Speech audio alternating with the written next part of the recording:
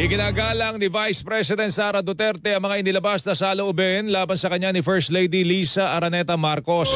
Sa isang pahayag, sinabi ho ni Duterte na karapatan ng unang ginang na makaramdam ng sama ng loob at galit. Subalit ito anya'y walang kinalaman sa kanyang mandato bilang isang opisyal ng pamahalaan. Dahil dito sinabi ni Vice President Sara Duterte na mainam na iwan na lamang sa kanila ng Pangulo ang pribadong pag-uusap. Hinggil dito lalo't maraming suliranin ang bansa na mas dapat pagtuunan ng pansin. Upang makausad tayo, iiwan na natin sa isang pribadong pag-uusap sa pagitan lamang namin ni Pangulong Bongbong Marcos Jr. ang mga susunod na hakbang. Tinig po yan ni Vice President Sara Duterte. At least mahaba-haba ang kanyang naging tugon, ano? Kasi baka kako no comment na naman eh.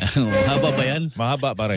Matatandaan sa isang panayam sa unang ginang, inamin niyang nakaramdam siya ng galit at sumama ang kanyang loob